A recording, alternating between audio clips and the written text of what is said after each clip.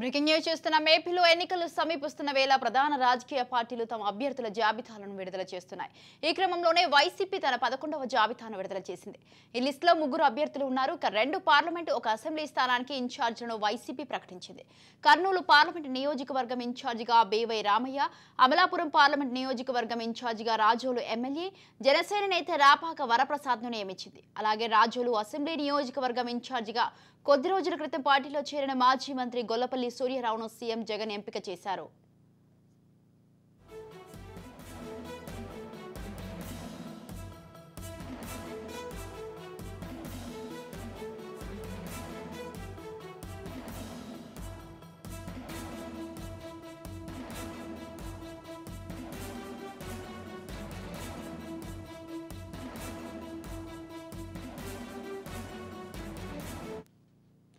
ముందు కర్నూలు పార్లమెంట్ నియోజకవర్గ ఇన్ఛార్జిగా మాజీ మంత్రి గుమ్మనూరు జయరాంను వైసీపీ నియమించింది. అయితే ఆలూరు అసెంబ్లీ నుంచి పోటీ చేస్తానంటూ గుమ్మనూరు పట్టుబడటంతో వైసీపీ దానికి నో అని చెప్పింది.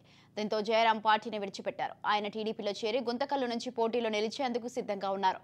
దీంతో ఆయన స్థానంలో బీవై రామయ్యను కర్నూలు పార్లమెంట్ నియోజకవర్గ ఇన్ఛార్జిగా వైసీపీ ఎంపిక చేసింది. కొద్ది రోజుల క్రితమే పార్టీలో చేరిన మాజీ మంత్రి గొల్లపల్లి సూర్యారావుకు జగన్ అవకాశం ఇచ్చారు. రాజోలు అసెంబ్లీ ఇన్ఛార్జిగా గొల్లపల్లిని వైసీపీ నియమించింది. రాపాకను మచిలీపట్నం పార్లమెంట్ నియోజకవర్గ సమన్వయకర్తగా బాధ్యతలు ఇచ్చారు.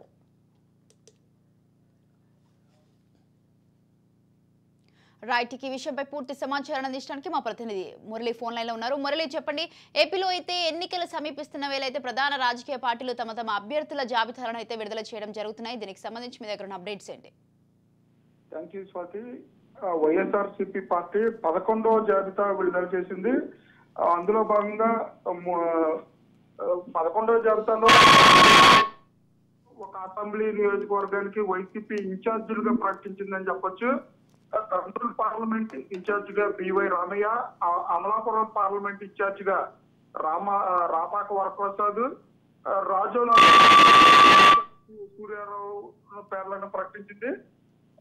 రాజోలు ఎమ్మెల్యేగా ఉన్న రాపాక వరప్రసాద్ ను అమలాపురం పార్లమెంట్ ఇన్ఛార్జ్ గా, అలాగే తెలుగుదేశం పార్టీ నుంచి వైఎస్ఆర్సీపీ పార్టీలో చేరిన గొల్లపల్లి సూర్యారావును రాజోలు అసెంబ్లీ నియోజకవర్గ ఇన్ఛార్జ్ గా ప్రకటించింది. అలాగే కర్నూలు పార్లమెంట్ కు సంబంధించి బీవై రామయ్యను కూడా 11వ జాబితాలో వైఎస్ఆర్సీపీ పార్టీ రిలీజ్ చేసిందని చెప్పొచ్చు.